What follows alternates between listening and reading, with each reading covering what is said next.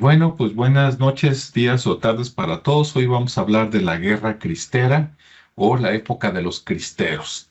Y si usted entonces, pues vamos a darle al tema este de los cristeros. Sí, Ricardo, ¿tienes algo por ahí de historia para leer? Para empezar. Sí.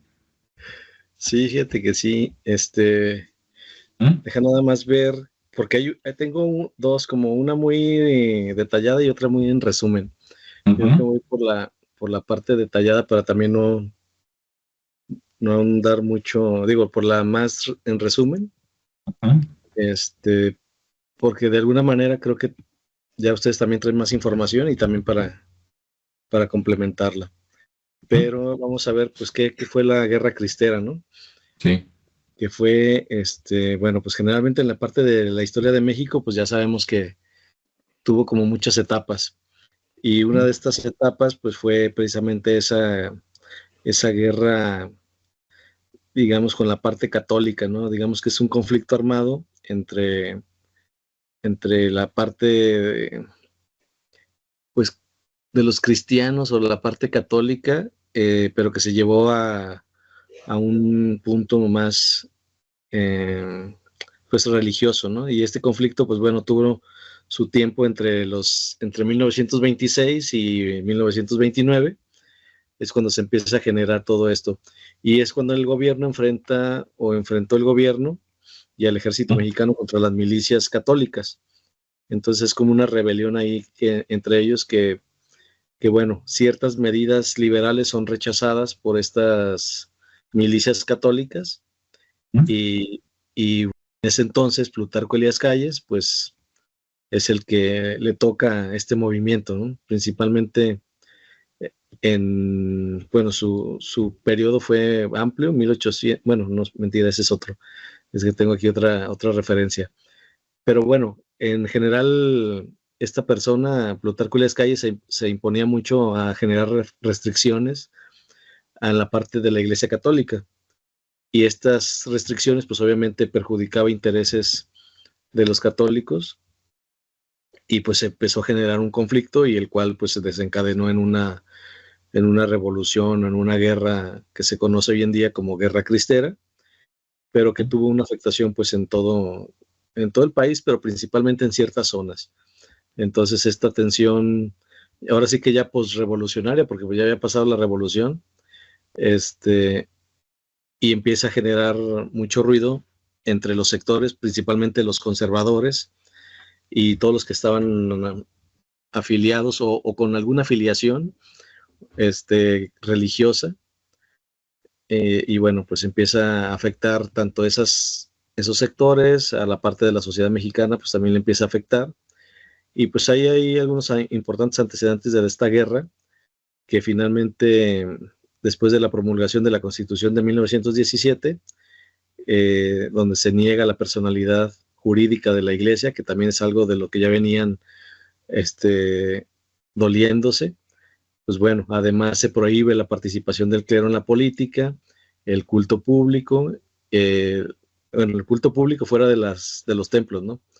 En las iglesias, pues obviamente sigue estando eh, bien visto y se sigue manteniendo ese derecho, pero sí fuera de esos recintos, pues ya no se puede, ya no se podía en aquel entonces realizar. Entonces, sumado a todo esto, pues en 1921 empieza a haber un atentado, o hubo un atentado en aquel entonces en la antigua Basílica de Guadalupe, con el cual se intenta pues destruir la imagen de la Virgen. Y este atentado pues finalmente falla y bueno, se empieza a difundir entre los católicos la creencia de que había sido un milagro pues de que no hubiera sido afectada la imagen, lo que pues empieza también a instalarse la idea de que debían proteger los intereses y su fe a cualquier costo, ¿no? Entonces empieza a ver como esa parte fanática de todas las religiones o todas las sectas. Y en este caso, pues bueno, la guerra cristera empieza en el 26, en 1926, termina en el 29, con una firma de acuerdos llamados arreglos entre los gobiernos y autoridades eclesiásticas. Entonces, digamos que de esa forma se empieza, en ese lapso, pues se da el inicio y el fin, ¿no? Pero Ujú. pues en sí las causas de la guerra cristera, pues bueno, sigue siendo ese tema de las restricciones. En el 1926 se reducen el número de sacerdotes permitidos en el país, o sea, también hay una restricción en cuanto a los que ejercen esa profesión. Entonces, pues bueno, ya se empieza también a, a hacer como un movimiento más de incomodidad, porque bueno, ya me está restringiendo parte de mis ritos, está ahora restringiéndome el número de sacerdotes o personas que pueden estar en el país, e incluso se empieza a modificar el Código Penal para que se fijen penas muy concretas en todo lo que se pudiera estar haciendo y que se incumpliera de acuerdo a lo establecido en la Constitución, ¿no? Entonces se empieza a proteger esa parte ya por ley. Y bueno, pues empieza a ver la respuesta, ¿no? Como decía, de la parte católica, la parte conservadora, y se empiezan a recolectar firmas. Obviamente hay muchos también en contra de todo esto, pues obviamente se empiezan a defender, se empiezan a ver muchos boicots en contra de esta, digamos que Liga Nacional Defensora de la Libertad Religiosa que se genera en aquel entonces.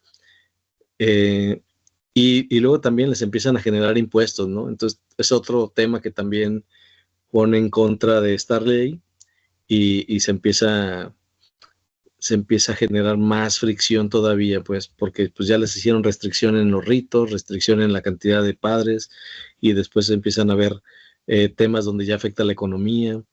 Y bueno, pues así es como empiezan a hacer ese movimiento bajo el lema de Viva Cristo Rey o Viva Santa María de Guadalupe, que era como la parte de insignia que utilizaban. Y bueno, empezaron a hacer acopio de armas con obviamente todos los que estaban a favor, y empezaron a confrontar a la milicia. Hicieron un ejército de campesinos, y obviamente después había más personas preparadas para este tipo de guerras o de defensas que ellos estaban tratando de realizar. Y bueno, todo esto de defensores o libertadores que empezaron como campesinos armados, después reciben el nombre de cristeros, ¿sí? Y bueno, obviamente se ignora por qué fue elegido ese nombre para los militares, pero pues se imagina que por el tema de Cristo Rey, ¿no? Que era lo que ellos gritaban o utilizaban como grito de guerra en este tipo de movimientos. Como primera parte. Muy bien, así es. ¿Quieres comentar algo, Julio, sobre esto? Sí, lo que se me hace a mí también interesante es el principio, los motivos de este conflicto, ¿no?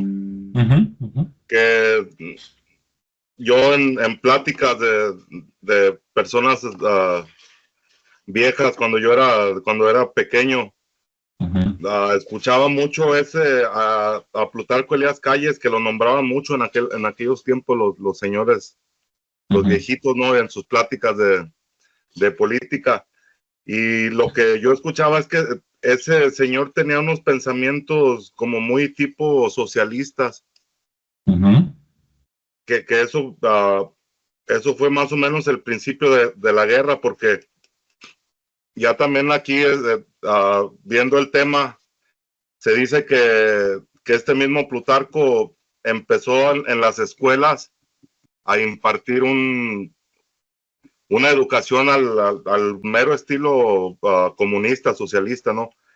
Y que de ahí también fue donde se vino todo este auge de él mismo para hacer estas leyes o cambiar estas leyes, que en toda esta renovación que él quiso hacer a la Constitución, entre eso estaba el quitarle los bienes a la iglesia, porque también eran personas que ya habían visto cómo eran los gobiernos anteriores o cómo era el sistema que traían los europeos, que todo el tiempo estaba entrometida la iglesia con lo que era la parte de gobierno, ¿no? Y que pues él vio también algo que no quería que eso pasara en el país naciente, ¿no? Que era México. Entonces muchos lo ven como un tirano, pero yo también veo que en realidad estaba tratando de proteger al país, ¿no? Porque esas medidas a lo mejor no, o ese pensamiento también lo tiene el expresidente Manuel López Obrador, ¿verdad? A lo mejor no fue tan extremo, pero también tiene ese tipo de ideología. Es como el no querer dejar que esas élites religiosas lleguen y tengan algún tipo de control sobre el mismo gobierno, ¿no? Y yo pienso que eso fue lo que pasó, y pues en esta guerra se dice por ahí que hasta 250,000 personas perdieron la vida en este conflicto, que pues sí tuvo una duración de alrededor de 3 años, pero que después de esos 3 años que fueron los más recios, los más duros, donde hubo más batallas, más muertes, después de eso muchos de los campesinos o de las personas del común no se quedaron conformes, y el conflicto pues se siguió, que en una forma menor, pero continuó. O sea, fue algo que no se dio, no se dieron todos los elementos que la gente estaba pidiendo para poder estar tranquila. Y que si eran, como te digo, no, o sea, o como estamos viendo, que si eran unas medidas muy extremas, porque no se les dejaba a las personas el expresarse. Es como si fuera algún tipo de represión contra tu libre expresión, ¿no? Y pues sí, estuvo muy duro, y principalmente el conflicto mayor sucedió en lo que es el centro de México, que sería en el estado de Guanajuato, de donde yo soy originario, en San Luis Potosí, en el estado de Zacatecas, ahí en Jalisco también estuvo duro ese conflicto ahí de donde son ustedes. Y pues son etapas, ¿no? Sociales que se tienen que pasar en pos de la formación de un país.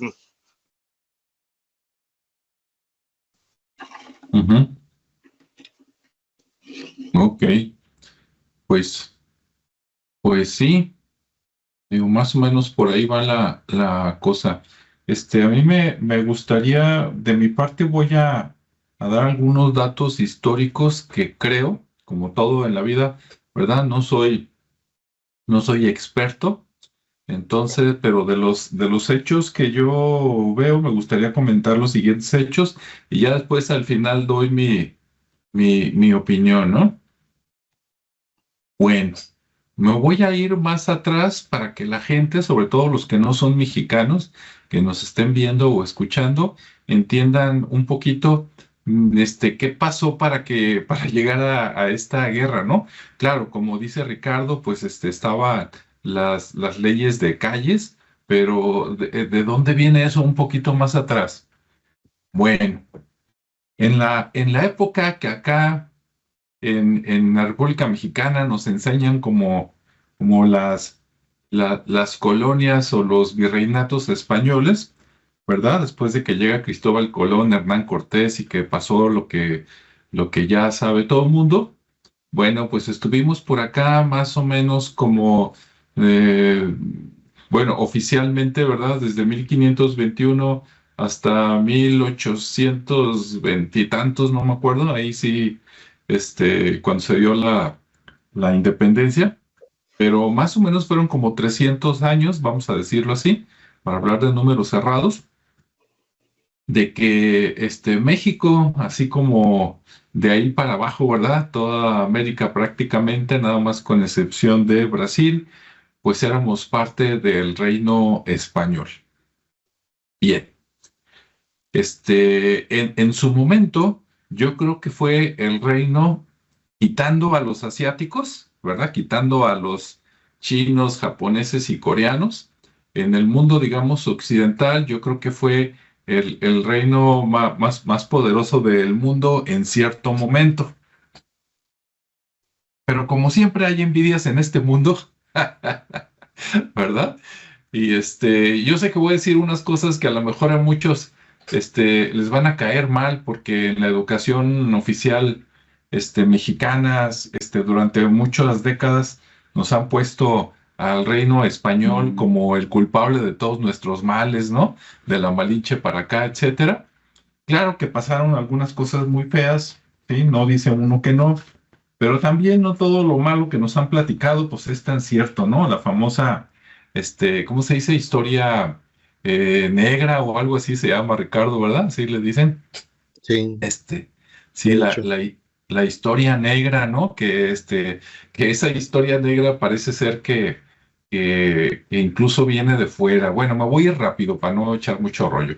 El chiste está en que cuando el reino español estaba, digamos, en su apogeo más grande, ¿no? Que era España, casi toda América, las Filipinas, las Canarias, que ya las tenían conquistadas, y no sé qué más, porque a lo mejor era también un pedacito de África y otras cosas que ahorita no tengo en mente, ¿sí? Cuando ya tenía todo eso conquistado y era poderoso y tenía muchísimo dinero, pues el reino inglés de envidioso, y me refiero a los gobernantes, ¿sí? Un abrazo y un saludo a todos los ciudadanos ingleses. Contra ustedes no hay ningún problema, igual que con los americanos, pero con los gobiernos que había en aquel tiempo, y a veces con los gobiernos actuales también, ahí es el pleito, les dio envidia. Y de hecho, pues prácticamente entre el gobierno holandés y el gobierno británico, pues casi ellos inventaron la piratería, ¿no? Y la fondeaban ahí, órale, vayan y ataquen a los españoles, róbenles el oro, la plata, todo eso, y de ahí salieron los piratas. En Hollywood nos lo platican bien diferente, ¿no? Ah, no, el gobierno era la ley, como en los piratas del Caribe, ¿no? Ellos eran los buenos y los piratas eran los malos, pero los piratas también eran apoyados por el rey, la reina, ingleses y holandeses y todo eso. O sea, en versión moderna sería como los piratas eran como la versión del FBI y de la CIA, ¿no? Iban a desestabilizar a los otros gobiernos, que en aquel tiempo era el Imperio Español, etcétera. Bueno, pues le salió también todos esos planes maquiavélicos que lograron desintegrar el reino español y convertirlo en lo que hoy es, ¿no?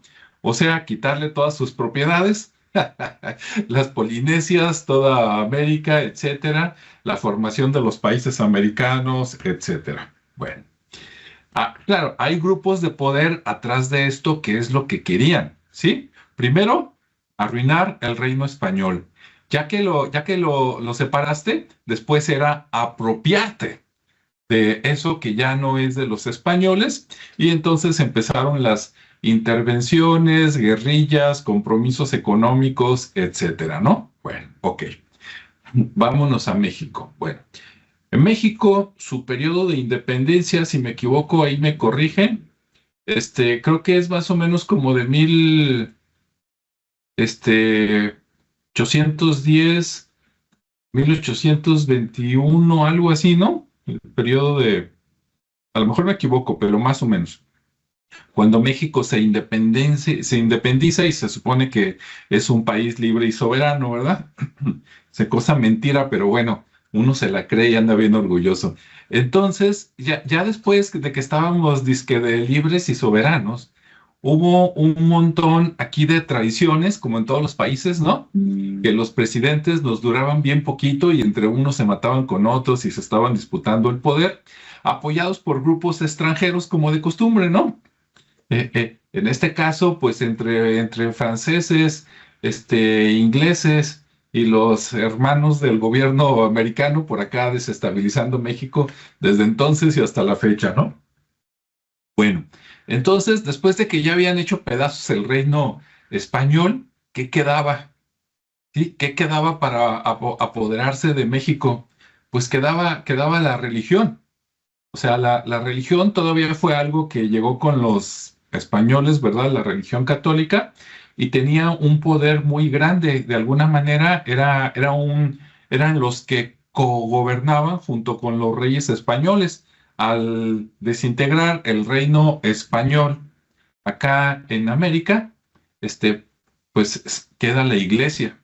Y la iglesia tenía un poder muy grande, ¿no? Tenía tierras, dominaba a la gente, digamos que eran como las redes sociales de antes.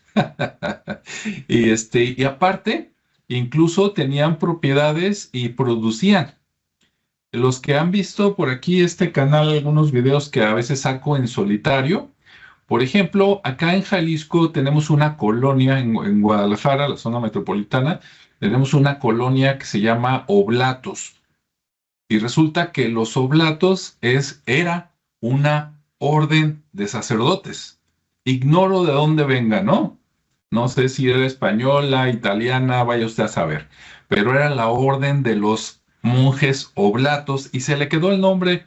Y ahí había una hacienda, la hacienda de Oblatos, que seguramente tenían una persona como prestanombre, que él era el que administraba, pero realmente quien estaba detrás era la Iglesia Católica. Entonces la Iglesia Católica era dueña de algunas haciendas, y pues ahí tenía producción, o sea, tenían mucho poder, ¿no? Para bien o para mal. No dudo que en algunos casos fuera para bien, pero también en algunos casos, pues a lo mejor era demasiado poder. Y desde ahí, después de que se independiza México, pues siguen 100 años de, de andar dando palos de ciego, ¿no? Consolidando pues el gobierno, hasta que en 1910 estalla luego la Revolución Mexicana, ¿verdad? Como siempre, los de la izquierda contra los de la derecha, ¿no? En pocas palabras, como dicen en otros lados. Y entonces, la versión oficial es que la Revolución Mexicana dura de 1910 a 1917.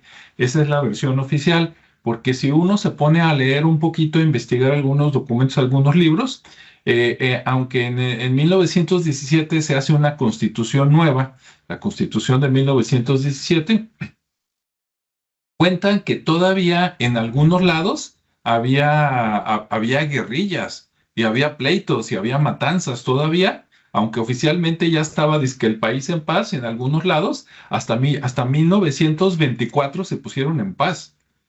Entre esos lugares estuvo Jalisco, por ejemplo, ¿no? Y aprovechando, saludos a Nancy Bracho, que ya nos está saludando por ahí. Qué bueno, y dice que le gusta el tema, ¿no? Pues ahorita se va a poner mejor. Bueno, entonces, si nos vamos, dice que con la versión oficial, en 1917 ya dice que se aplacó México, hicieron pactos, ¿no? Entre los dos partidos, por decirlo así, políticos, se repartieron quién iba a gobernar dónde, quién iba a ser el presidente, etcétera, y se supone que estábamos tranquilos y en paz, se supone nada más, ¿no? Pero nomás se pusieron disque en paz y dijeron, a ver, ¿quién era el enemigo que faltaba? De la antigua colonia. Ah, sí, la iglesia, ¿verdad? Desde que estaba Benito Juárez, él fue presidente 4 veces acá en México, ¿no? Yo creo que se quería quedar, tanto que criticó a Porfirio Díaz, pero quería quedar igual, ¿verdad? La última vez que gobernó fue en 1872. De 1872 a 1900, pues no hay mucha diferencia, ¿no? Y no gobernó más porque se murió. Fue su último periodo, empezó en 1800, creo que 57, se quedaba 4 años, se iba, venía otro presidente y bueno, fue una época muy, muy sangrienta, ¿no? Como en todos lados. Entonces, en 1917, que dice que la gente estaba en paz, se empezaron a hacer pactos regionales en México, en el norte, en el centro, en el sur, ¿no? Aplacando lo que quedaban como de guerrillas, ¿sí?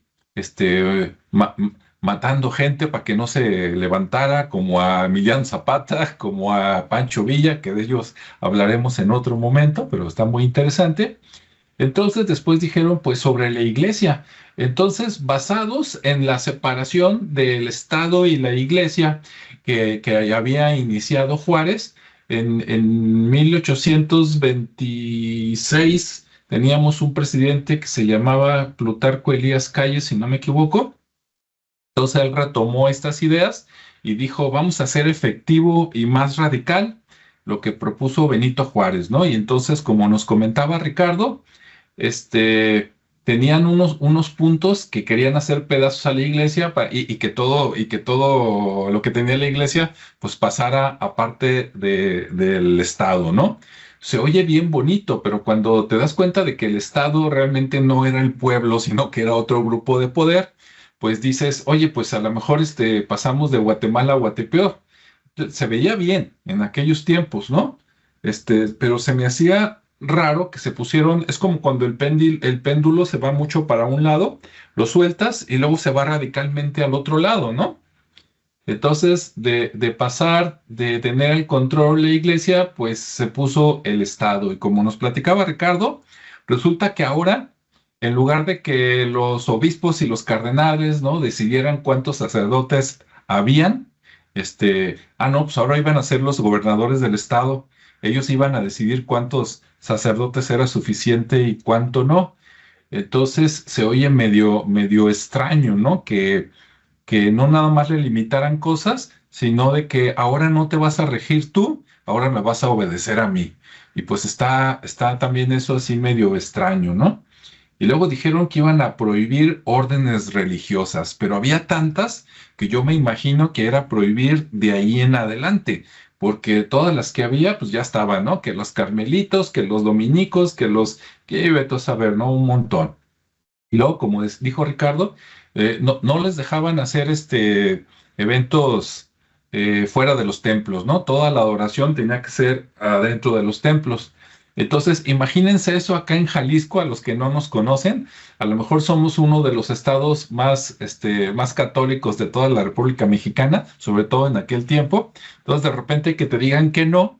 No, quiero saber yo qué pensaron los que iban a la llevada de la Virgen de Guadalupe, de la Virgen de San Juan de los Lagos, de la Virgen de no sé dónde. O sea, en cada municipio hay una Virgen, ¿no? Si no es que más. Entonces, imagínate, en aquel tiempo no había millones de habitantes, pero sí había miles de habitantes y seguramente en algún lugar a lo mejor cientos de miles, ¿no? 100,000, 200,000. Y que de repente les digas, oye, ¿sabes qué? Fíjate que ya no vas a adorar la Virgen. ¿Por qué? Pues porque lo digo yo, papá gobierno, pues a lo mejor estaba tan mal como la imposición que hizo la iglesia durante tantos siglos para que la adoraran. O sea, tan mal estuvo una cosa como también tan mal a lo mejor estaba el otro de que pues ahora no se puede traer ni medallitas de la Virgen, imagínate, ¿no? Ni crucifijos, ni playeras de la Virgen, ni nada de eso. Todo estaba medio difícil. Y luego, aparte, le prohibían a los sacerdotes, no me acuerdo si lo mencionó Ricardo o no, le prohibían a los sacerdotes, no podían salir a la calle vestidos de sacerdotes. O sea, no podían ir con la sotana, ni con el gorrito ese que se ponen los padres, ni nada de eso. Y tú dices, pues, ¿cómo, no? Si todavía ahorita, precisamente en algún evento o en la calle, dices, mira, allá va el padre.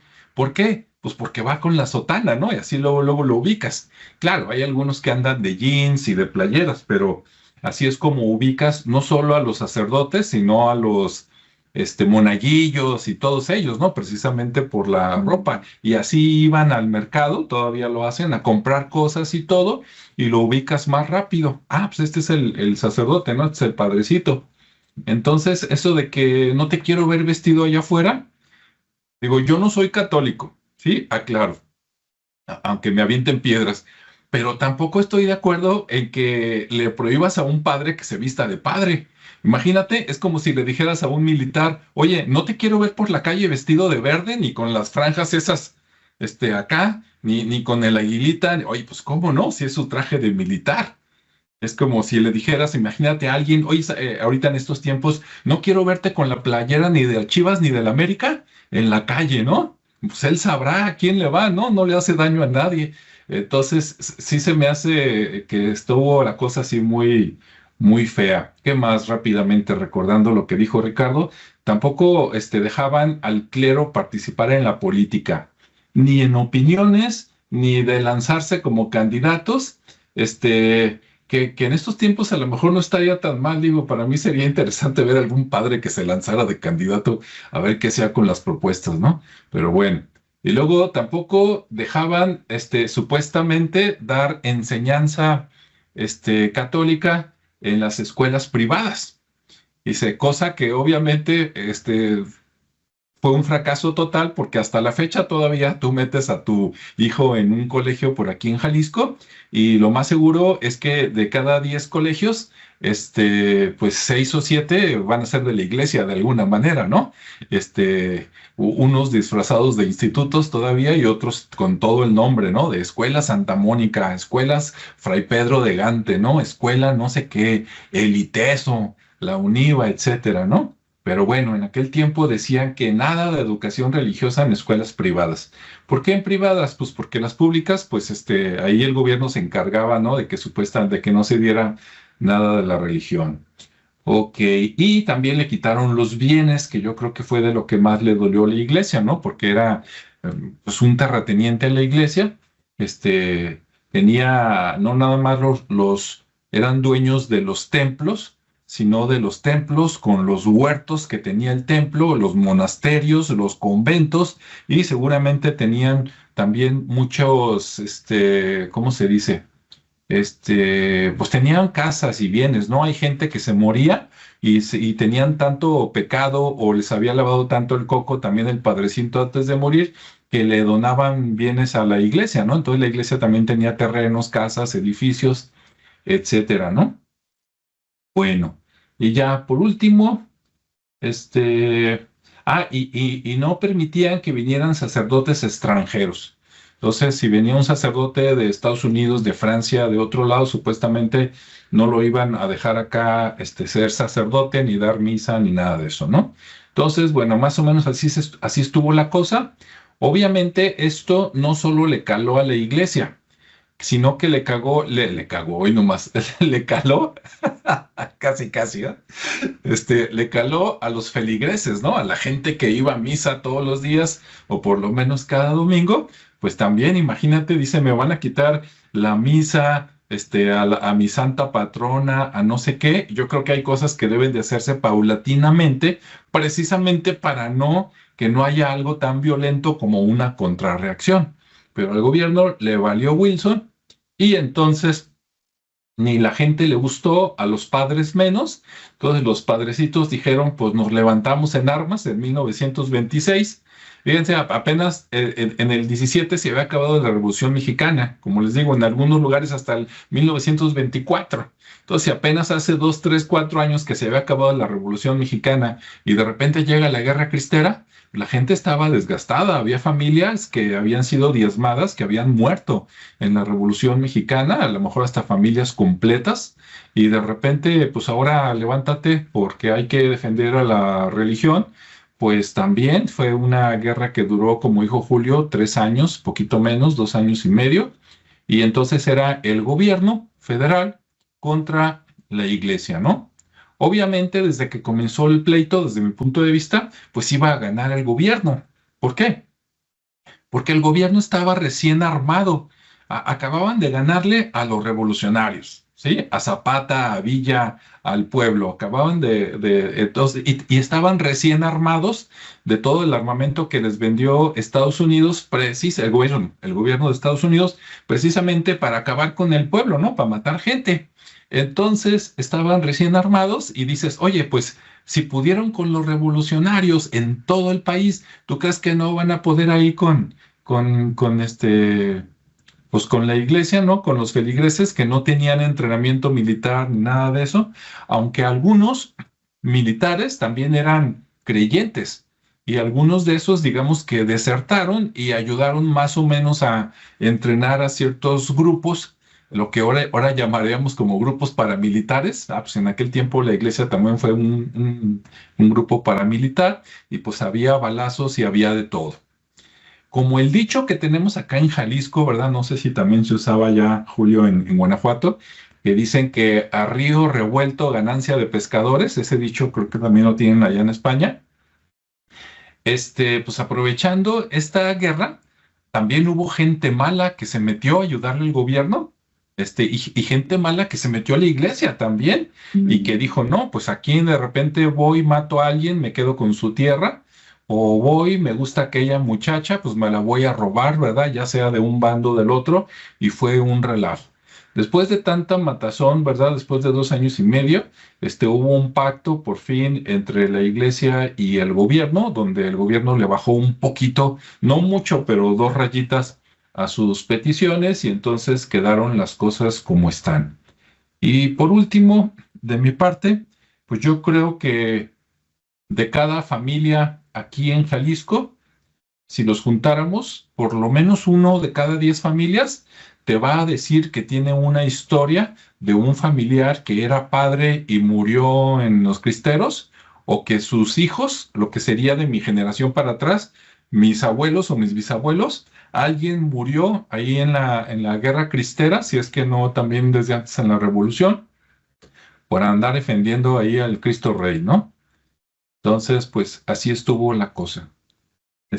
¿Algo que quieras agregar, Ricardo? O otro punto de vista, ¿no? Porque también a lo mejor yo aviento mis locuras y ustedes tienen una vista muy diferente y también se vale. Sí, claro.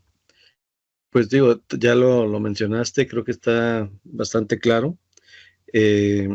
Lo que sí, lo que sí no encontré fue que los mismos padres o los clérigos estuvieran metidos en esta revuelta en el sentido armado, ¿sí? Porque se menciona mucho el tema de los campesinos, de la gente del pueblo, e incluso uno que otro hacendado por ahí, obviamente necesitaban quien patrocinara la guerra, como siempre. Y sí hubo excepciones donde la gente rica que tenía haciendas, pues participó finalmente para armar y patrocinar estas guerras y ser partícipes también de la revuelta, pero casi todos fueron gente del pueblo, ¿no? Gente, los campesinos que al final, ¿por qué ellos? Porque al final pues ya estaban adoctrinados, ¿no? De cierta forma ya traían esa creencia, estaban defendiendo pues a la Virgen principalmente por lo que comenté en un principio, y era como su estandarte. Obviamente pues hubo mucha matanza de todo tipo de personas, duró 3 años, como bien comentó Julio, y bueno, dentro de todos esos reclutamientos, te digo, pues participaron muchas zonas, muchos estados como Zacatecas. Aquí en Jalisco, por ejemplo, la zona de los Altos era donde más se escuchaba todo este relajo. Michoacán, Durango, Guanajuato, pero también hubo otros estados por donde estuvieron pasando y donde se hizo todo este reclutamiento, pero no menciona en ningún momento que haya habido como tantos padres se unieron o tantos, nada, o sea, siempre fue gente del pueblo, gente, que creaba las brigadas con campesinos, con gente, obviamente, que se dedicaba a la siembra, a los animales, a cuidarlos. Entonces se hizo un montón de gente, por ejemplo, en Michoacán hay una estadística donde están 12,000 combatientes, ¿no? Jalisco 10,000, y ahí había sus brigadas y sus regimientos, parecía que estaban más organizados acá, donde había, por ejemplo, en los Altos había 5 regimientos. Guanajuato y Querétaro había 4,000 combatientes, 2 regimientos para la Brigada de la Cruz en Sierra Gorda. En Zacatecas, 5,400 combatientes, con 5 regimientos de la Brigada Quintanar. Y así había mucho, ¿no? Incluso de Chema Gutiérrez, Felipe Sánchez, Pedro Sandoval, en el tema de Zacatecas. Nayarit, Sinaloa, 2,500, Volcanes de Colima, 2,000, Durango, de 1,500 a 3,000, Guerrero de 2,000. O sea, hasta Oaxaca, con 1,500, México, Morelos y Distrito Federal, 1,000, Puebla, Tlaxcala y Veracruz, 1,000, Tehuantepec, 800, y bueno, todo esto llegó aproximadamente a 50,000 combatientes, ya así más o menos a ojo de buen cubero, y también pues temporalmente había partidas de Coahuila, San Luis Potosí, Chihuahua, Tabasco, Tuxtla, Veracruz. Entonces se empezó a unir mucha gente, pero como les digo, es gente al final pues del pueblo, no tanto de los clérigos directamente, e incluso había también una participación de las mujeres, ¿no?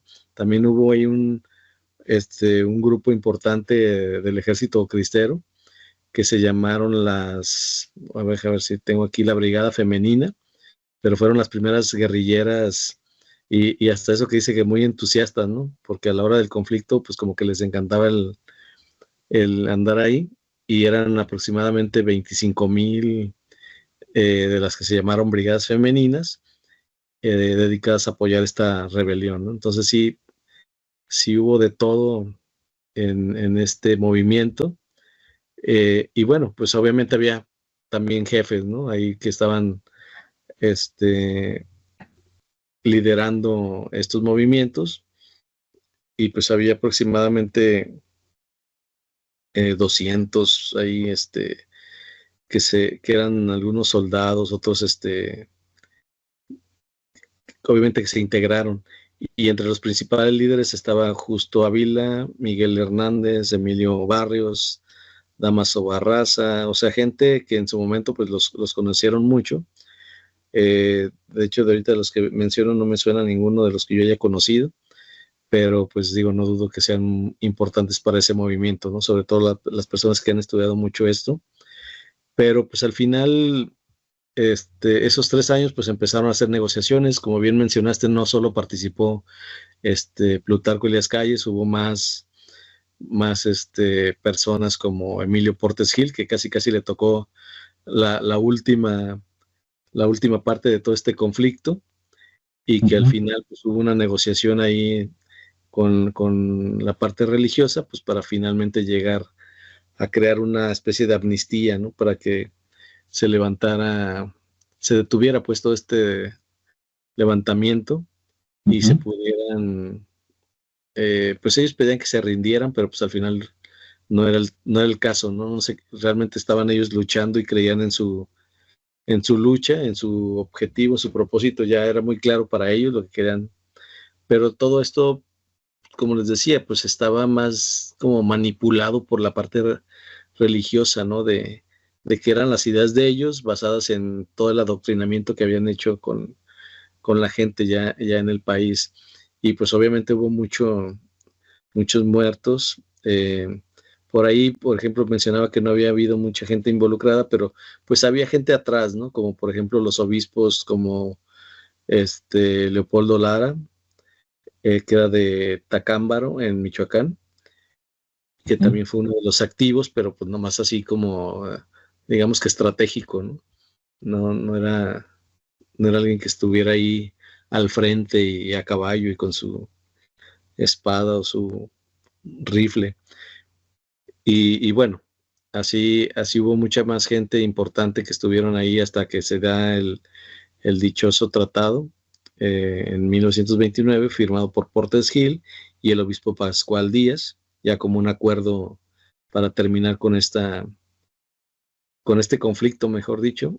Y obviamente, pues sí, ya se hizo el tratado, pero pues finalmente todo lo que sucedió alrededor de esos 3 años, pues fue una batalla, muchas muertes, robos, violaciones en todos los sentidos de los derechos, de todo, ¿no? Entonces sí, también la gente se enajenó, se involucró tanto que pues también actuó de una manera bárbara, y pues auspiciado por la misma religión. Entonces también cómo entendemos esa parte, ¿no? Donde la barbarie también surge de un movimiento que contrapone este tipo de situaciones e ideas, ¿no?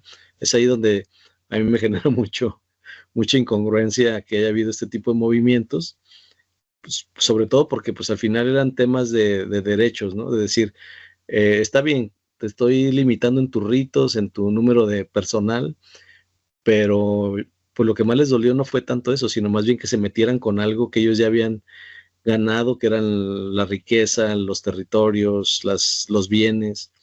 Y ahí fue donde dijo, espérame, pues, te estás metiendo ya mucho en esto y me estás todavía quitando mis cosas. Pues ahí fue donde ya empezaron a decir, no, es que hicieron un atentado contra la Virgen y nos están quitando nuestros derechos, pero están afectando nuestra fe. Y bueno, ya fue todo un tema manipulado, ¿no? Desde mi perspectiva, porque al final ni metieron las manos ellos, usaron a la gente como carne de cañón, y aparte provocaron abusos que no debieron de ser, pues, porque pues ya veníamos de una revolución, y pues todavía con este tipo de situaciones que involucraban actos de fe y de situaciones que bueno, yo no lo veo como tan necesarias, pero que en ese momento pues se generaron de esa forma, ¿no? Ya sea la cultura, el momento, no sé, la parte de los incitadores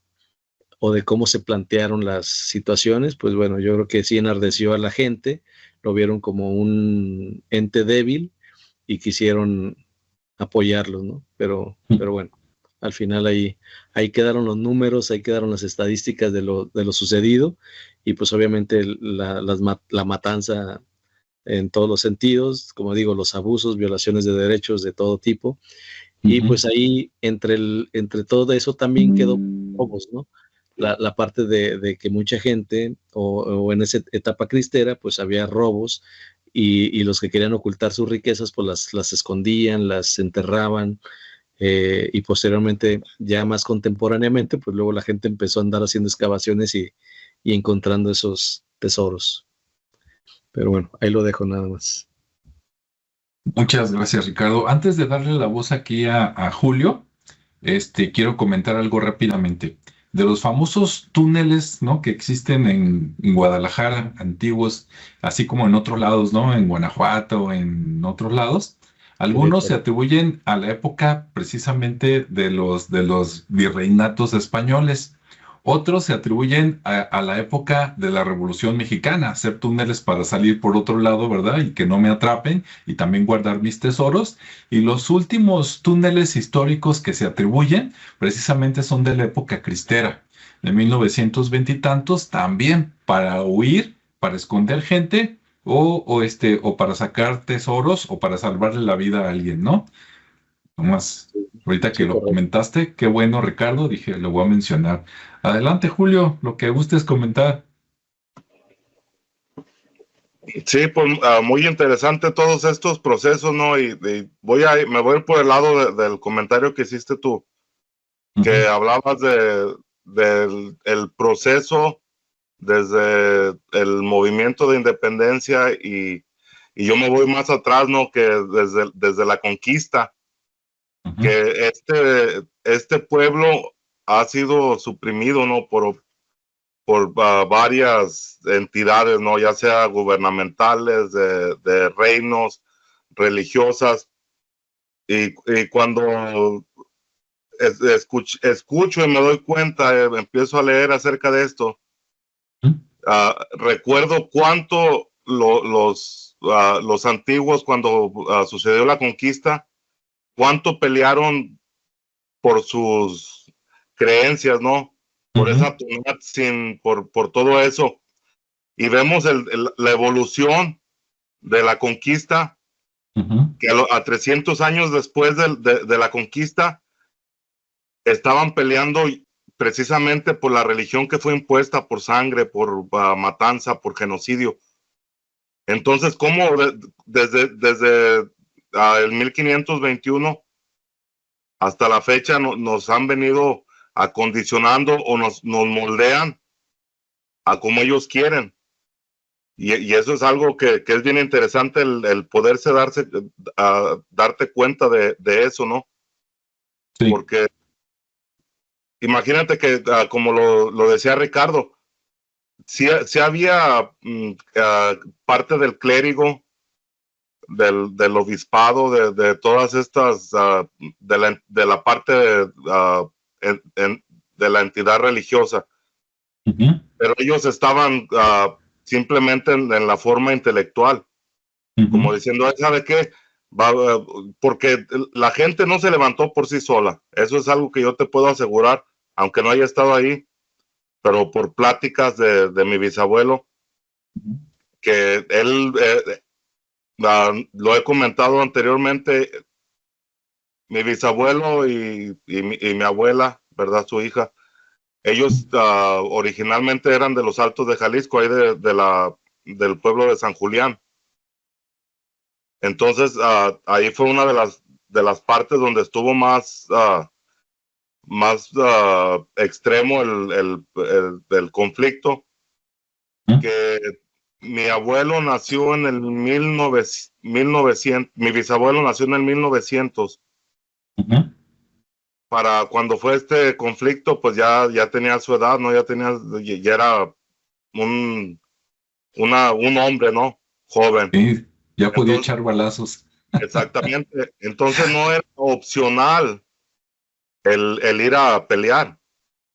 Y también que él mismo contaba que en la iglesia los padres eran los que les decían, hey, ¿cómo vas a dejar que te quiten tu fe, ¿no?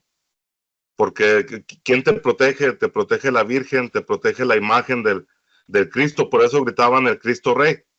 Ujú. Viva Cristo Rey, ¿no? Porque era todo lo que ya estaban de alguna forma Sí, ya lo que bien adoctrinados, conocían. ¿no?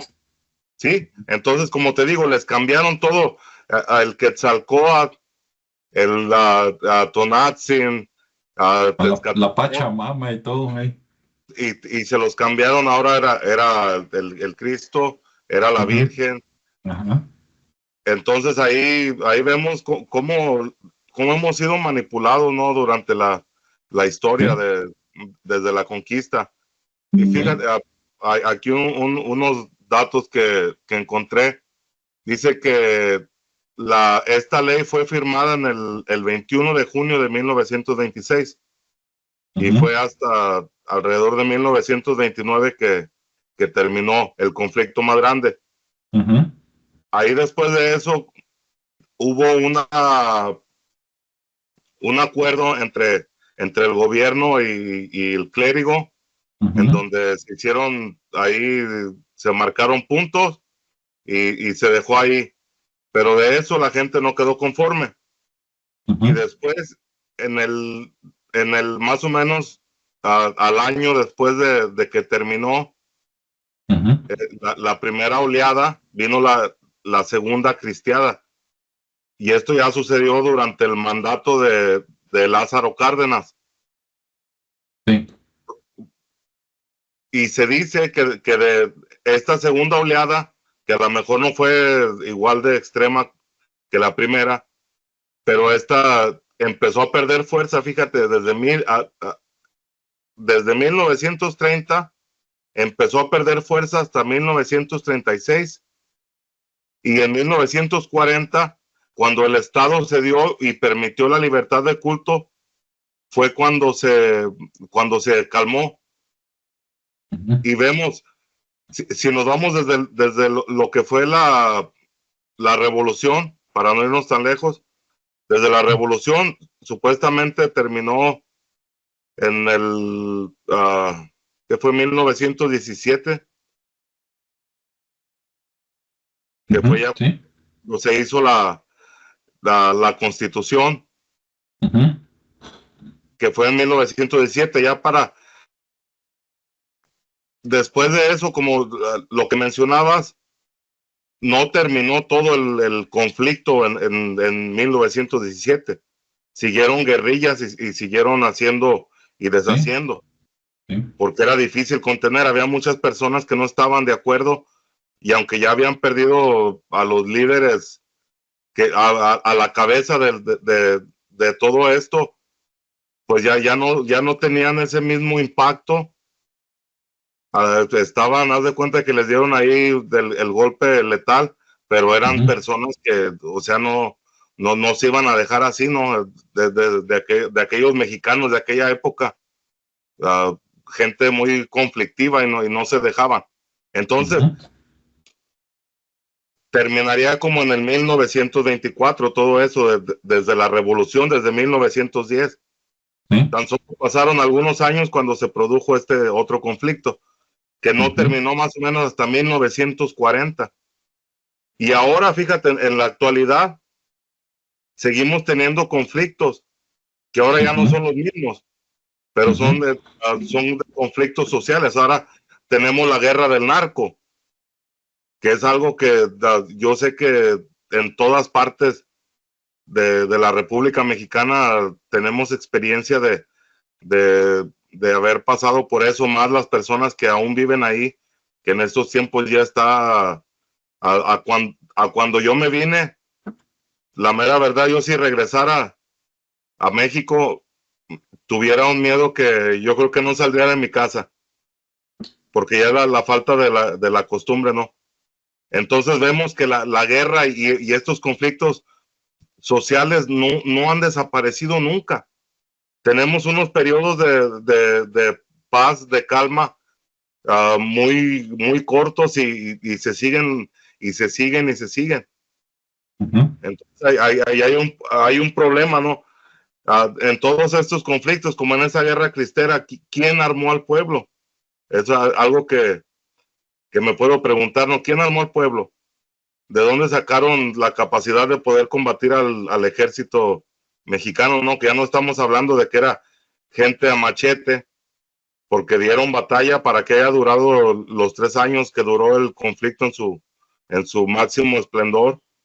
O sea, tuvo que haber habido una forma de contrarrestarnos o de equilibrar las fuerzas. O sea, había alguien con intereses que estaba de alguna forma proporcionando las armas, proporcionando el sustento, porque la gente que andaba en la guerra, en la batalla, tenía que comer.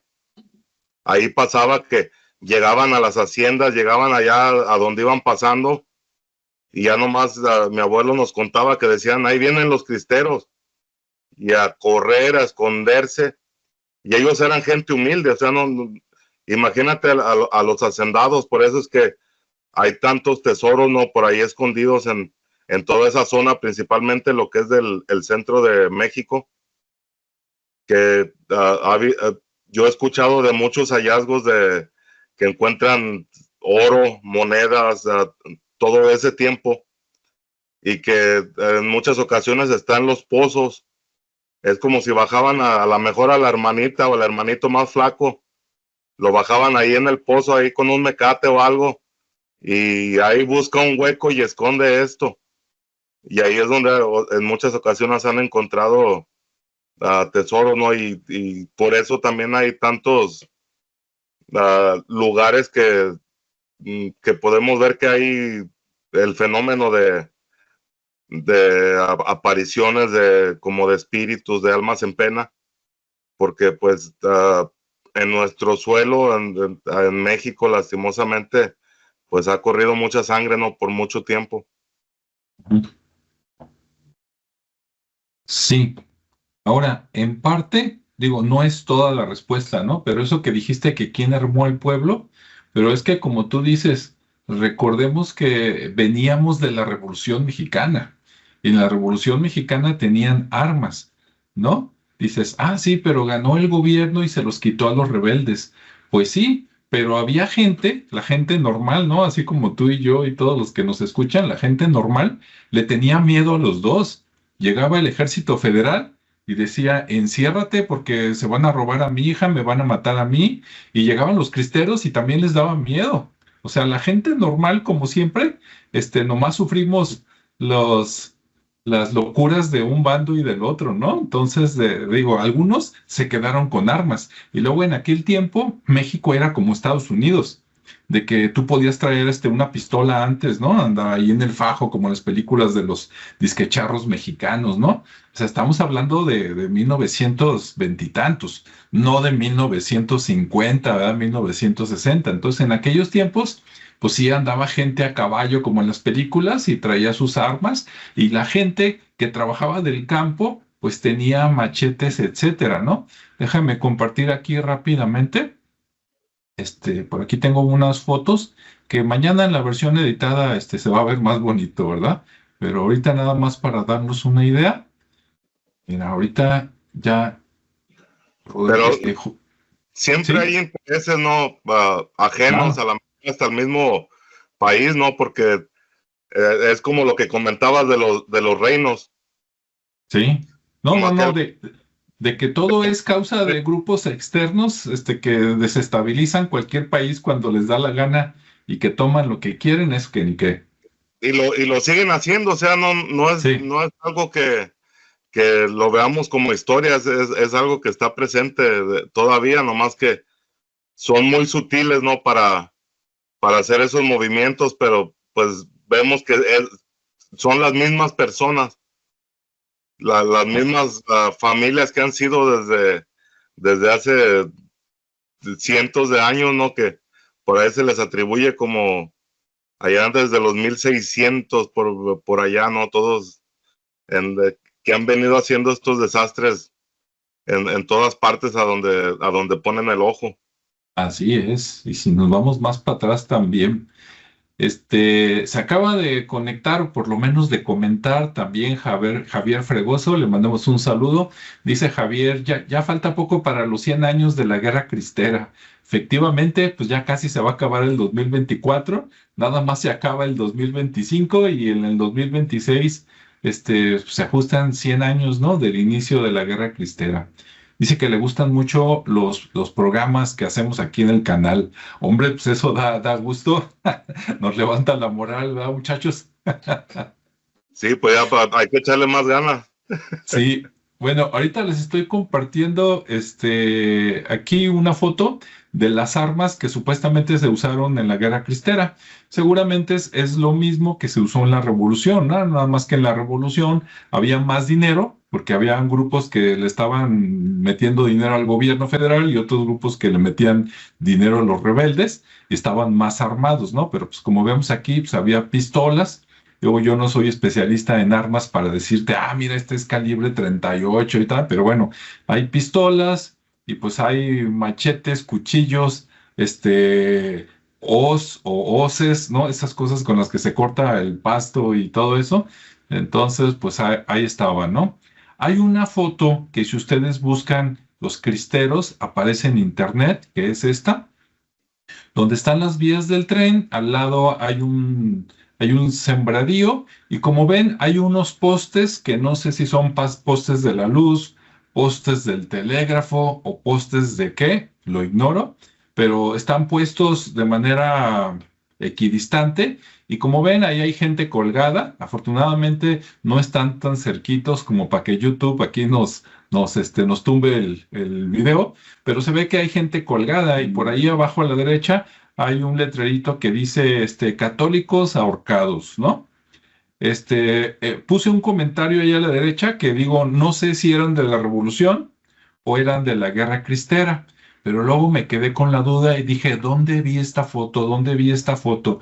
Y me acordé que en una de mis idas a Ciudad Guzmán, hay un hotel enfrente de la plaza de Ciudad Guzmán, Jalisco, que se llama el Hotel Zapotlán. Y es la siguiente diapositiva y es la misma foto. Y ahí este es un recorte de un periódico. A la izquierda dice católicos colgados por el gobierno mexicano a lo largo de las vías de ferrocarril cerca de Zapotlán el Grande, entre comillas, Ciudad Guzmán, en Jalisco. La repercusión en los medios de comunicación, o sea, en el periódico de aquel tiempo, a raíz de esta fotografía fue tan negativa, o sea, la gente se encabronó, como quien dice, que posteriormente el presidente Calles ordenó al secretario de Guerra que en el futuro se colgara a la gente lejos de las vías del ferrocarril. ¿Sí? Entonces los políticos de aquel tiempo, igual de poca mami que los actualmente, ¿no? O sea, Qué bueno, no les... Sí, Cuélgalo allá donde no se vean.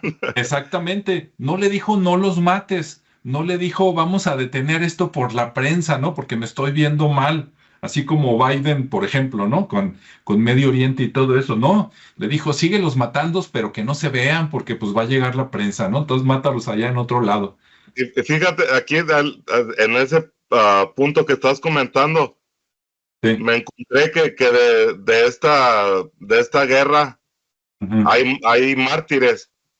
Y hay Sí. uno que es de nombre José Sánchez del Río, el niño cristero, que tenía 14 años cuando primeramente fue apresado y ya apresado lo asesinaron, yo creo lo fusilaron, ¿no? Que era la forma de matarlos. Que por ahí hay una canción creo que la canta Vicente Fernández, donde lo van a matar y que nomás al último dice viva Cristo Rey y Fuego. Esa canción habla de eso de los de los cristeros. Y este niño dice que fue canonizado por el Papa Francisco el 16 de octubre del 2016, o sea, hace algunos 8 años, ¿no? Que fíjate, hasta ya un santo ahí de la guerra de los cristeros ya salió. No, hay un montón. De hecho, si vienes, mira, nada más acá en la ciudad de Guadalajara, por ejemplo, uno de los templos más antiguos de Guadalajara es el templo es el de Mexicalcingo, ese es el nombre, Ricardo. ¿Cuál de los que están ahí por el que está no, el que está a una cuadra de Avenida 16 de Septiembre, casi atrás del INEGI. Ah, sí, sí. Cerca, sí, ¿no? Es el de Mexicalcingo. En ese templo ustedes se meten y luego al entrar hay una como capillita y ahí ahí hay un mártir, no me acuerdo cuál es, pero ahí te dice el nombre y todo, que era de los Altos de Jalisco, ¿no? O sea, de la parte norte de Jalisco. Y luego van, por ejemplo, a Tezistán, que es cerca por acá donde yo vivo, en Zapopan, norte, y te metes a la parroquia o al templo, no sé cuál sea el nombre correcto, y también ahí hay mártires. Vas a Teuchitlán a ver las pirámides redondas que hay acá en Jalisco, y en el templo de Teuchitlán hay como cuatro bustos, o sea, estatuas, pero del pecho hacia arriba, y vienen los nombres de las personas. Algunos son sacerdotes, pero otros son ciudadanos que se metieron al ejército, digamos, de la iglesia y pues los mataron, ¿no? Entonces hay un montón de mártires y dicen que hay más en el norte de Jalisco todavía que en el sur. No sé si quieras comentar algo, Ricardo o Julio. Antes que comente, Ricardo, algo rápido. Es que cuando llegaban, o sea, si llegaba el ejército y tú eras un padre, eras parte del clérigo, te iban a asesinar porque te iban a asesinar. O sea, era esa guerra, ¿no? Del gobierno con iglesia. Entonces, por los dos lados, de la misma forma, cuando los federales, creo que así se llamaba el ejército ese de México, que les decían federales, o en el tiempo de la revolución eran los pelones, ¿no? Que esos también cuando llegaban a los pueblos, llegaban y arrasaban. O sea, llegaban, robaban la comida, robaban los bienes, violaban a las mujeres. Lo mismo cuando llegaban los cristeros, era lo mismo, o sea, eran personas a lo mejor que estaban ahí, pero no por querer pelear esa causa, ¿no? O sea, ahí pues en un conflicto ahí se va a meter cualquiera que tenga conflicto en sí mismo. Entonces era puras personas que a lo mejor ni siquiera tenían ni una vela en el entierro, como se dice por ahí el refrán, y que solo iban para ir haciendo el mal ahí a donde llegaban.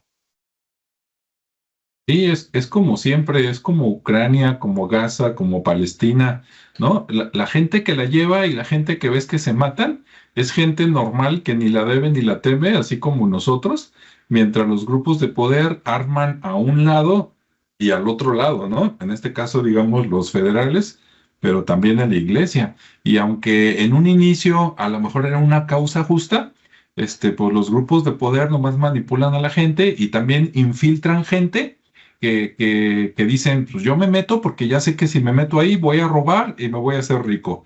Voy a violentar y nadie me va a decir nada, ¿no? Es más, luego la mato. O sea, así de gacho como en todas las guerras. ¿Ibas a decir algo, Ricardo?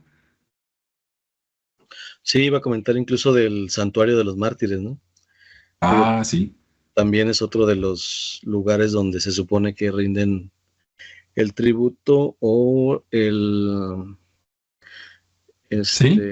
pues sí, están ahí reconocidos pues como mártires de ese movimiento, de esa guerra, y pues ahí hay varios, ¿no? Tan así que pues está el santuario, que al final de cuentas es un proyecto más de turismo religioso, y que se espera en algún momento que empiece a funcionar, porque pues ya está todo el proyecto ahí, nada más falta finalizarlo aquí en Jalisco, y aquí digamos que ¿qué es? ¿Tlajomulco o sigue siendo Es, Guadalajara? O Tlaquepaque, ¿eh? Se me hace que va a ser Tlaquepaque, Sí, Tlaquepaque. porque está relativamente cerca del ITESO.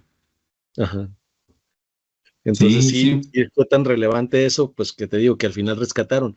Y sí, hay mucha gente de la iglesia que está ahí reconocida, que fueron los pocos que dieron ahí como la cara, otros que no sabía que incluso no, que eran civiles, por así llamarlo, y ese niño, ¿no? Que también no tenía conocimiento de su existencia y ujú, que aparte haya sido ya canonizado, pero bueno, es parte de lo que yo lo denomino como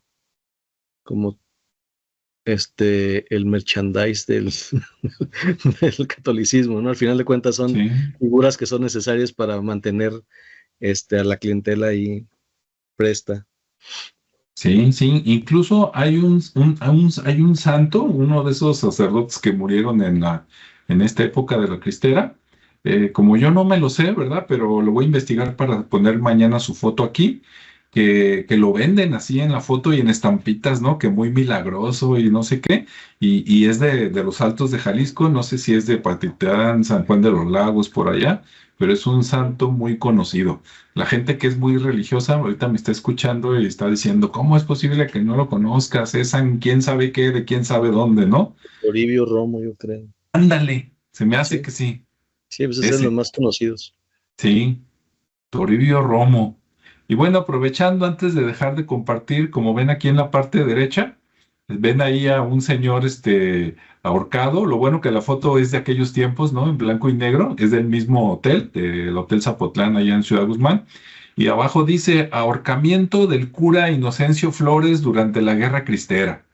Entonces, todo lo que se ve de color oscuro en su camisa es sangre. ¿Sí? Entonces, pues lo torturaron, lo ahorcaron y así quedó y le tomaron foto. Entonces ahí está. Este, y pues listo, ¿no? Entonces voy a dejar de compartir, seguir aquí con la charla y acá, también ya se quitó, sale. Bueno, ahora, hace rato, dijo Ricardo que él supiera, pues no había gente en la iglesia, digamos, como guerrilleros. Claro que detrás de, como también lo dijo, pues seguramente sí, los obispos y los cardenales, pues tendrían que estar en la parte de la estrategia, ¿no? De alguna manera, por lo menos enterados o algo. Yo tenía esa impresión hasta ayer en la noche, pero hoy en la tarde fui a una comida con, con, con compañeros consultores e instructores de Coparmex, a los que les mando un saludo, pero les pregunté a ellos, oigan, ¿ustedes tienen algún relato de su familia, de sus padres, de sus abuelos, de la época cristera? Y no, me contaron una de cosas impresionantes, pero uno de ellos, nada más voy a decir uno de ellos que estudió en el seminario, o sea, fue seminarista, por parte creo que de los jesuitas, pero se arrepintió en el año que les dan de ve y conoce el mundo, y pues conoció a las mujeres y ya no volvió. Y él me dijo, no, dice, busca información del sacerdote que asaltaba trenes, dice en Jalisco. Dice, ni siquiera era de él de Jalisco, dice, venía de otro lado, pero anduvo ahí de revoltoso y se le atribuyen varias matanzas. Y yo, anda pues. Entonces, ahorita busqué acá en internet con la inteligencia artificial y le pregunté, por si ustedes quieren buscarlo, dice, ¿quién era el sacerdote que asaltaba ferrocarriles en la Guerra Cristera? Y me dice, y sí, ya cuando vi el nombre dije, ese es. Dice, si bien hubieron varios sacerdotes que participaron activamente en la Guerra Cristera, incluyendo algunos que lideraron acciones armadas, el sacerdote más asociado con asaltos a ferrocarriles fue José Reyes Vega. Sí, ahí está, nombre completo, José Reyes Vega. Dice, aquí te voy a dar unos detalles. Dice, José Reyes Vega fue un sacerdote, aquí sí dice que es originario de Jalisco, ok. Dice que se unió al movimiento cristero y se convirtió en uno de sus líderes militares más destacados. Se le apodaba el Pancho Villa con sotana, debido a su carisma, valentía y sus tácticas de guerrilla que recordaban a las del famoso revolucionario.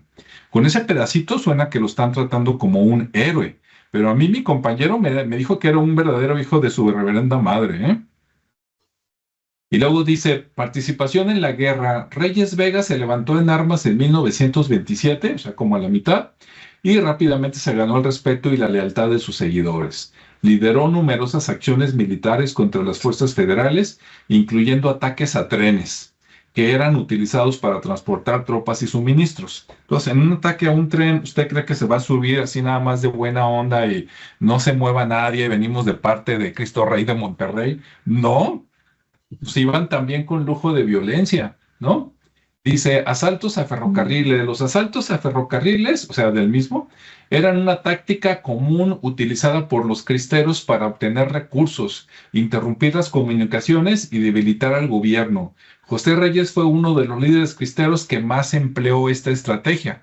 Entonces, en el ferrocarril venía el parque, el suministro de armas para los federales que estaban acá, y llegaban los cristeros y así como en las películas del Viejo Oeste, se trepaban al ferrocarril y pues se robaban las armas, ¿no? Para seguir dando batalla con las mismas armas del ejército. Y pues de pasada, pues por ahí, si se metía alguien, pues también acababan con su vida, ¿no?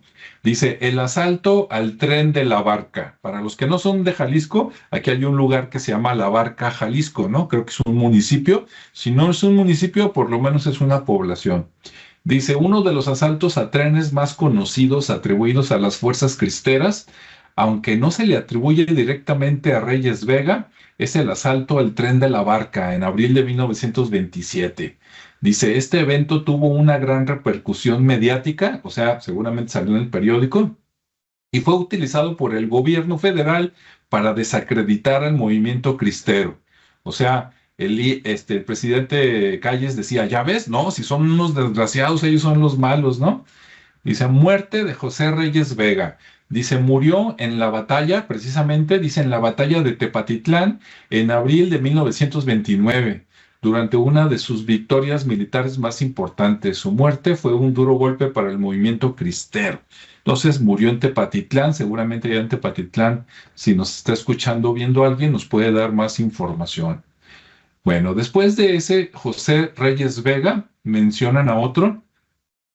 Dice, además de José Reyes Vega, otros sacerdotes también participaron en acciones armadas durante la Guerra Cristera, aunque no necesariamente se les asocia con asaltos a ferrocarriles. Dice, algunos eran Aristeo Pedrosa, otro sacerdote jalisciense que se unió al movimiento cristero y alcanzó el grado de general de brigada. O sea, tenía su puesto militar, ¿no? Dentro de sus ejércitos. Dice, otros sacerdotes, dice, numerosos sacerdotes apoyaron logísticamente al movimiento cristero, proporcionando refugio, alimentos y apoyo moral a los combatientes. En conclusión, José Reyes Vega es el sacerdote más asociado con asaltos a ferrocarriles durante la Guerra Cristera. Si algún día nos escucha o nos ve Guillermo del Toro, aquí hay una historia que vale la pena llevar a la televisión, digo, al cine, ¿no?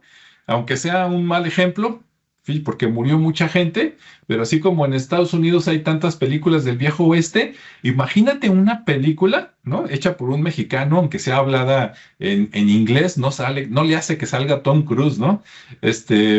Imagínatela viendo a un sacerdote asaltando un tren federal en 1927 basado en una historia real. No, no, ya nomás con eso se va a llenar el cine, ¿sí o no? Ok, pues adelante. ¿Cómo ves, Ricardo? ¿Cómo ves, Julio? No, pues que ahí vemos que también se les sale el chuki a los sacerdotes, ¿no? Que eso es el sacerdocio, ¿verdad? Sin ofender aquí a mis hermanos católicos, es la forma más cruel de contener la carne de una persona, ¿no? Porque los abstienen de todo. Ahí pues se basan en la vida de Jesús, que nosotros todavía no tenemos esa capacidad y entonces en ocasiones vemos a los padres sacerdotes, a los pastores, que ahora hay mucha mucho auge de iglesias cristianas, que los vemos como si fueran un santo, pero son personas igual que tú y que yo. O sea, no, la misma, es como ese instinto de supervivencia, ¿no? Si vemos que en ese tiempo, de acuerdo a las fotos que enseñaste aquí, y lo que podemos ver en la historia es que era una guerra, uno contra otro. El objetivo era la iglesia. Si pertenecías es como una guerra entre, vamos a decir, México y Estados Unidos. Si eres mexicano, tu objetivo son los del otro bando, ¿no? Y aquí pasó lo mismo. Entonces ahí pues le salieron las agallas a estas personas que, aunque tenían un sacerdocio, lo que haya sido, pero pues no dejan de ser hombres y a lo mejor tenían hasta más agallas que otros, ¿no? Por eso hay el que mencionabas que era jefe de brigada. Ujú. Entonces, personas común y corrientes que simplemente eso es lo que nos ha mermado, ¿no? Como nación, es todo ese fanatismo de ver a personas como algo superior a uno, ¿no? O sea, en conclusión, todos somos iguales,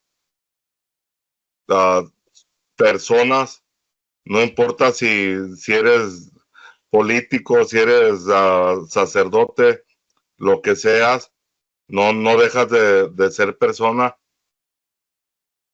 Y que, o sea, vemos cómo sucedió todo esto, que como lo menciono, son problemas sociales y que de repente hay intereses por detrás del pueblo y que no, al final el pueblo tiene dos opciones: o métete al combate o escóndete del combate, porque de cualquier forma vas a ser afectado. O sea, no dejamos de estar en medio de los conflictos, es como en una guerra. Tú piensas que las personas por decir, mencionabas a Ucrania, tú piensas que las personas de Ucrania del común quieren estar en medio de ese conflicto. Pues no.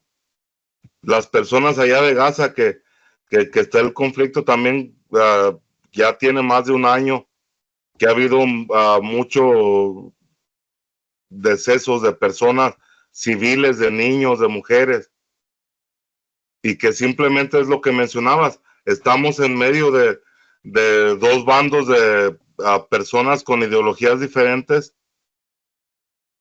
y que a veces sin deberla ni temerla, sin tener ni siquiera nada que ver con eso, te toca estar ahí, y es lo que pasa, ¿no? Al tener todos estos estatutos por encima de la soberanía de cada persona. Es como si hicieran una encuesta de los conflictos que hay ahorita. Te apuesto que la mayoría de las personas dirían que no quieren que haya guerras, que no quieren que haya conflictos, pero hay poderes y cosas que buscan por intereses que están por detrás de las personas del común. Y eso, como movimientos de independencia, movimientos de revoluciones, no han cambiado nada. O sea, simplemente es como si te dan a tole con el dedo. Pero las cosas siguen igual. O sea, no hay un cambio ni de un lado religioso, porque con tantas religiones y tantos templos y tantas cosas de estas que hay, y la tierra, la humanidad sigue para el carajo. Vamos en una decadencia que si no hay una intervención divina, nos podemos hasta autodestruir. Pues sí, pero pues bueno, poco a poco esperemos que ahorita la gente ya se dé más cuenta, ¿no? Digo, es cuestión de no seguir a los líderes locos. Mira, en aquel tiempo, pienso yo, ¿no? Ya como conclusión, ni el ejército debió de haber apoyado al presidente. Desgraciadamente, el ejército es ciego y le hace caso al presidente, ¿no? Porque se supone que están para ayudarlo. Pero si tú lees las constituciones de todos los países, te dicen que el ejército primero debe de proteger al pueblo. El presidente se supone que representa al pueblo, pero no es el pueblo. Entonces, el ejército tendría la obligación de detener o encarcelar a cualquier presidente que el presidente dijera, vayan y maten al pueblo, ¿no? Así como lo de México 68 y lo de todas esas cosas. Ahí el ejército debería de rebelarse si de veras le preocupara el pueblo y debería de meter a la cárcel al presidente. Y también al revés, ahí anda la gente, digo, los entiendo, ¿no? Pero ahí anda la gente loca siguiendo al padrecito, ¿verdad? Que nos van a quitar no sé qué y están atentando contra Dios, vamos a levantarnos con armas, pues que le vaya bien, padre, ¿verdad? Y que lo cuide Dios. No, pues, Porque le quieren quitar sus bienes a Dios. Oye, como si Dios necesitara algo, ¿no? así es, dices, no, Dios no necesita nada. O sea, pues por eso es Dios, porque es Claro, todo. O sea, ¿para qué va a querer dinero, oro, a templos? O sea, no necesita nada, pero y todo eso es puro adoctrinamiento, porque así como adoctrinan a personas en la religión, de esa misma forma hay personas que están adoctrinadas, pero al gobierno, como los militares. O sea, te pasan cuando te unes a cualquier ejército, te van a pasar por un proceso primeramente de acondicionamiento, eh, te van a dar de cuenta metiendo poquito a poquito y luego ya después empieza el lavado del cerebro a lo que va.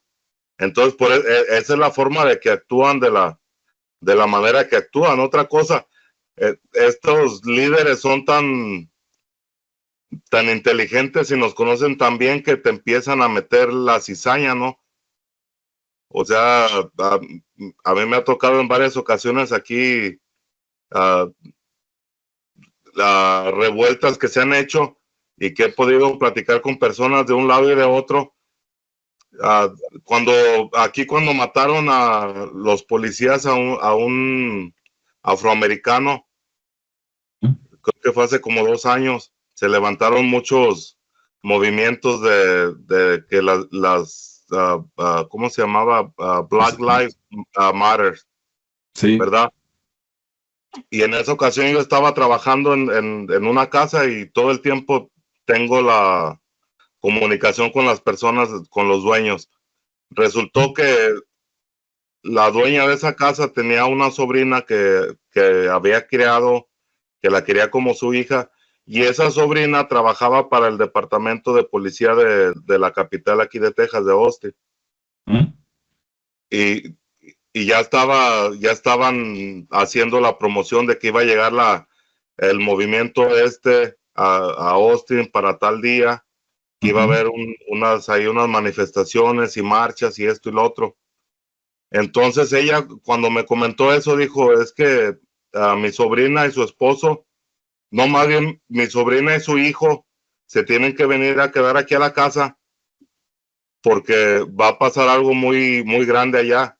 Dijo, ya llegaron los agentes federales y les dijeron a los policías de la ciudad que se tapen la cara, que se tapen su placa, porque estas personas van a venir a buscar tu información para después ir a atacar a tu familia.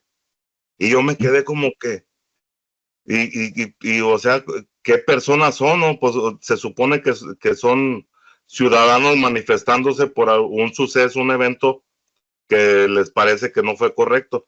No, dice, es que hay otros grupos que están metidos dentro de esto. Dice, y hay personas que vienen a lo mejor de otros países, pero que están entre esa revuelta, que ese es el objetivo.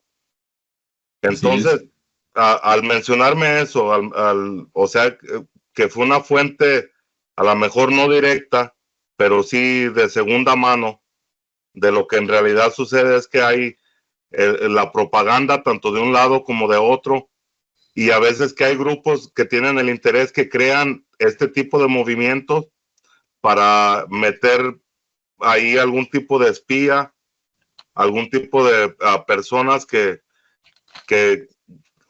les van a dar ese beneficio del interés que tiene ese grupo. Entonces es una cosa bien, ¿cómo te diré? Bien malévola, maquiavélica. Es como si todos estos movimientos los estudiaran por mucho tiempo y de repente te los van soltando. Así es, así es. Entonces, bueno, pues ahí el consejo para la gente es de que no se dejen llevar al baile, mucho ojo. Yo digo, mira, ninguna solución se arregla con violencia. Ahí está la historia, ahí están los cristeros, ahí está la Revolución Mexicana. Antes de eso, pues ahí están varios momentos de la conquista, etcétera, ¿no? Siempre que hay una violencia, y mientras más violencia, más notorio, o sea, más armas, más matazón, etcétera, es porque es más, los mismos grupos que venden las armas se las venden a un lado y se las venden al otro. Pero bueno, ahí está. No sé, algún último comentario por ahí, Ricardo, algo que quieras decir. Pues digo, ya creo que ya comentamos la mayoría de las cosas, pero sí, efectivamente, creo que lo más, digo, el ejemplo, ahora sí que los hechos ahí están, ¿no?